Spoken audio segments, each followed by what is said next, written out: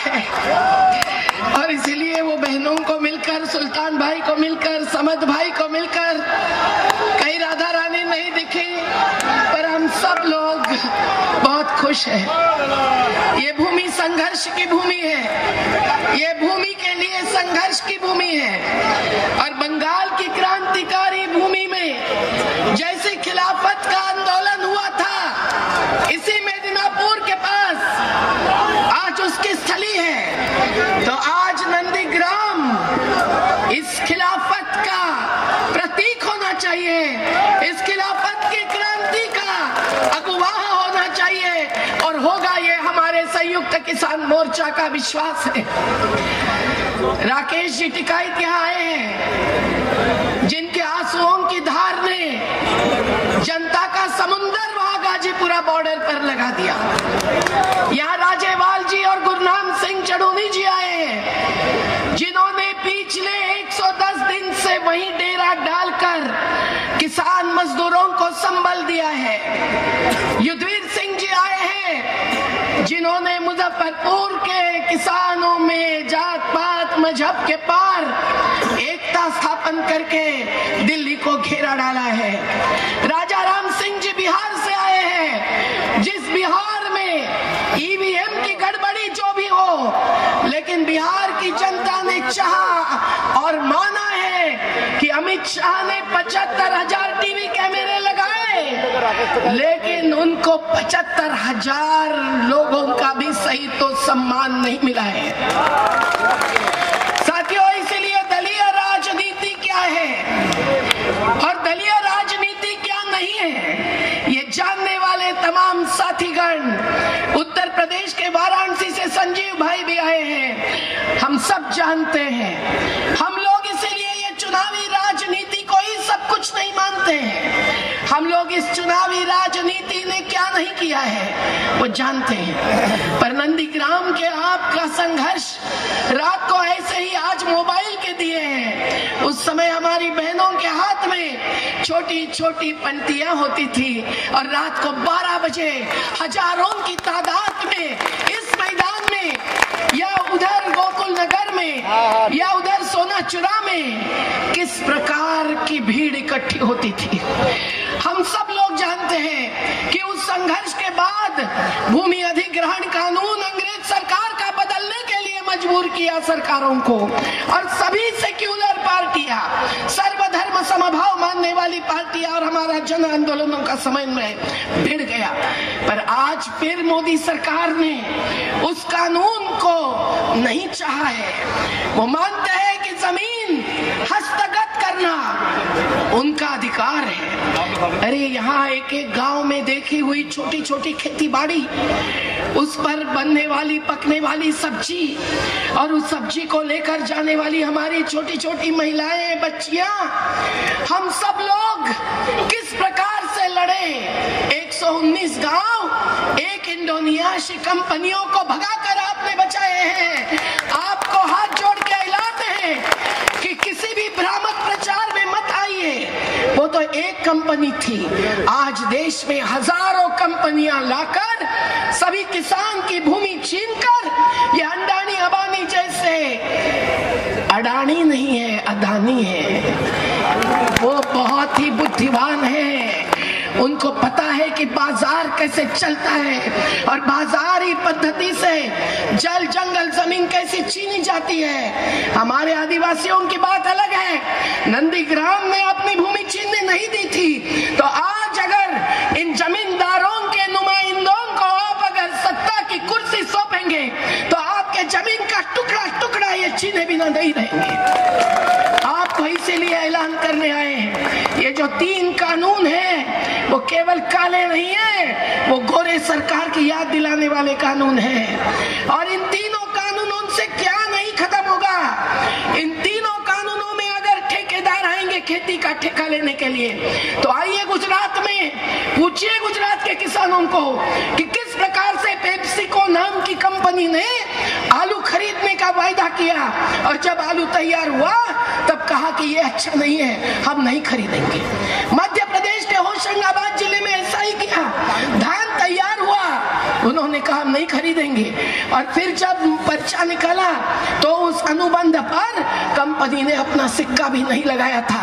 भोले भाले किसानों को फंसाकर ये नए जमींदार अंग्रेजों से भी बदतर साबित हो रहे हैं। और किसान को जब 1 रुपया में 1.5 रुपया का दाम मांग रहे हैं तो 23 फसलों को इन्होंने दाम घोषित किया है, पर कानूनी, युद्धवीर भाई ने बताया वैसे, कानूनी कवच नहीं दिया है तो नहीं मिलेगा दाम, धान को नहीं मिलेगा, सब्जी फल को तो है ही नहीं दाम घोषित। हमारी मांग है हर फसल को दाम चाहिए, दूध को भी चाहिए और मांस को भी चाहिए, और वो सही दाम नहीं देने वाले, सरकारी हो कि कोई भी हो, उनको जेल और जुर्माना होना चाहिए। ये कानून का मसौदा 300 किसान संगठनों की तरफ से 2 साल पहले से लोकसभा और राज्यसभा में पड़ा है। हर किसान को कर्ज मुक्ति चाहिए। ये कहते हैं उनके पास पैसा नहीं है, लेकिन अडानी और अंबानी को क्या क्या दिया ये राकेश जी ने बताया, मैं फिर से समय नहीं लूंगी, पर आपको ये बताना चाहती हूँ, शुभेंदु अधिकारी आपको जो भी कहे, कैलाश विजयवर्गीय आपको जो भी कहे, आप उनको पूछिए कि गौतम अडानी की रोज की कमाई कितनी है। क्या आप जानते हैं? क्या आप जानते हैं? उनकी रोज की कमाई 384 करोड़ रुपए है, और मुकेश अंबानी की रोज की कमाई 1045 करोड़ रुपए है, और मुनाफा खेती से कमाना चाह रहे हैं। अब आंदोलन जब चोटी पर पहुंचा है, 270 लोगों की शहादत हुई है, जैसे आजादी आंदोलन में भी पंजाब की शहादत सबसे आगे थी, आपकी शहादत आगे है, पर बंगाल के किसानों ने, मजदूरों ने, योद्धाओं ने भी शहादत दी है उस आजादी आंदोलन में। तो दोनों आजादी आंदोलनों को जोड़कर साथियों, आज हमें शपथ लेनी पड़ेगी, संकल्प लेना पड़ेगा कि हम जमीन और जमीर बेचने वालों को सत्ता नहीं लेने देंगे। नहीं तो ये बंगाल की भूमि खाद्यान्न नहीं पकेगा अगर ठेकेदारों ने खेती ले ली तो। राशन व्यवस्था नहीं चलेगी जब अदानी और अंबानी के गोडाउन्स भरेंगे और सरकारी गोडाउन्स खाली रहेंगे।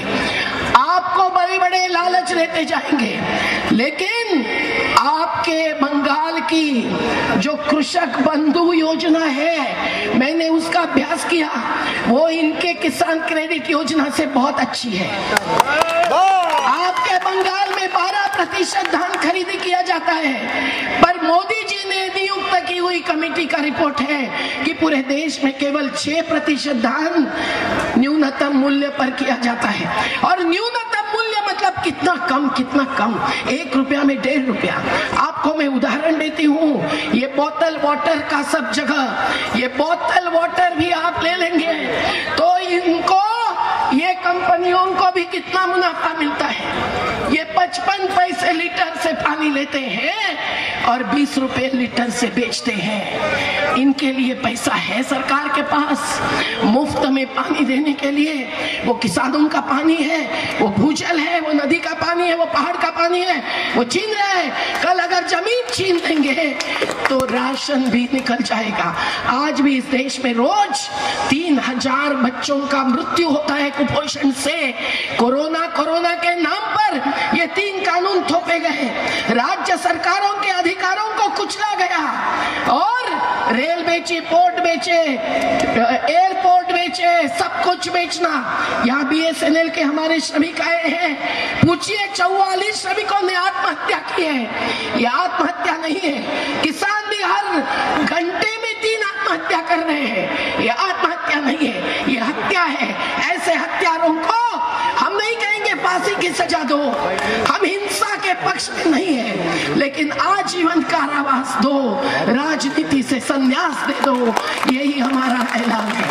एक ही बात और कहनी है, नंदीग्राम का संघर्ष जाति पाति पंथ धर्म और स्त्री पुरुष नर नारी के भेद के पार था। किसी ने मुझे कभी कहा नहीं कि बहन जी मैं हिंदू हूँ, मैं मुसलमान हूँ। इस मैदान में, उस बस स्टैंड पर, उस सोना चूड़ा में, जहां भी हम इकट्ठे होते थे, बहनें और भाई मिलकर इकट्ठे होते हैं। लेकिन इन्होंने जो कोरोना के काल में भी उत्तर प्रदेश में महिलाओं पर अत्याचार बलात्कार बढ़ रहे हैं, हाथरस में जाकर मैंने देखा कैसा जातिवाद ये फैला रहे हैं, कैसा धर्म भेद ये फैला रहे हैं। अयोध्या में भी राम और रहीम एक रहते थे। चलो गाड़ी में हर कोई फूलों के झंडे की माल आती थी मुस्लिम कारीगरों से, घर से, खेत से, और राम नाम के गमछे वहां मुस्लिम कारीगर बुनते हैं। तो खेतीहर और कारीगर एक होते,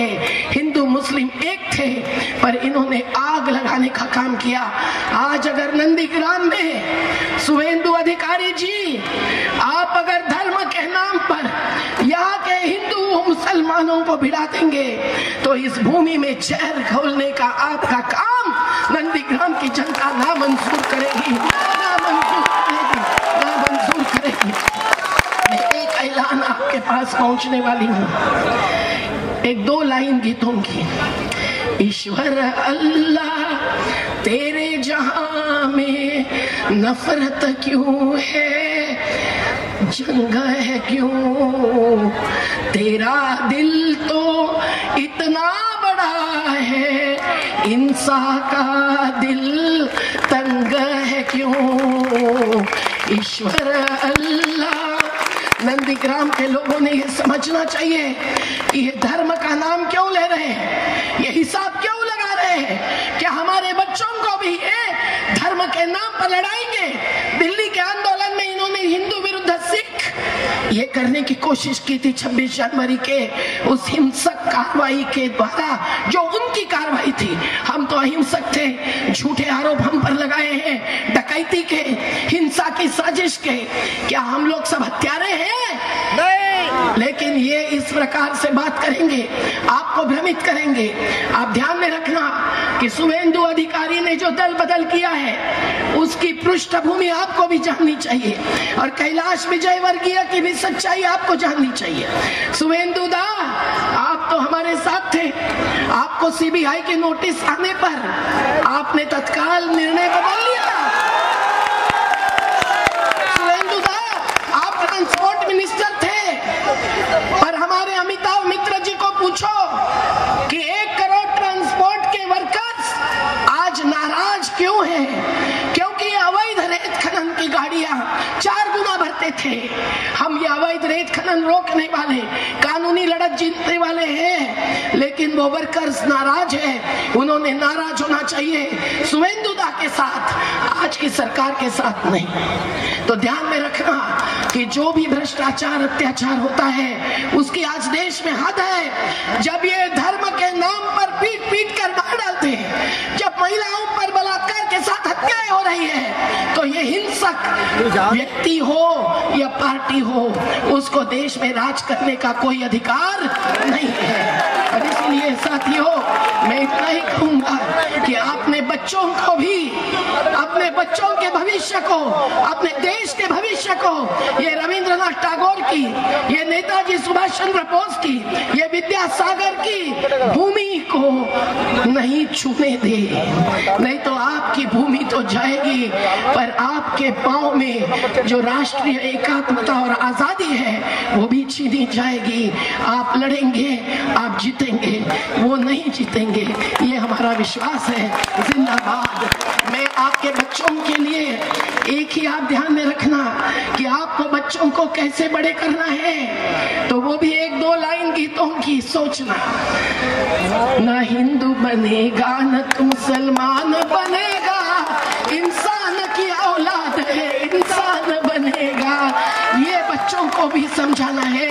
युवाओं को हाथ जोड़ के ऐलान है कि मोदी यानी कॉर्पोरेट, मोदी यानी कंपनी, पर ईस्ट इंडिया कंपनी का राज भगाने में बंगाल की अगुवाई थी, बंगाल की ताकत थी। आज सभी कॉर्पोरेट्स को भगाने में आपकी ताकत लड़ेगी, जीतेगी। तो एक नारा देंगे, लड़ेंगे, जीतेंगे कि हारेंगे? हमारी लड़ाई अलग है, चुनाव के पार है। आपकी अभी की तत्काल की लड़ाई अहिंसा नैसर्गिक है, चुनावी है, वो आप लड़िए आपके विवेक के आधार पर। तो लड़े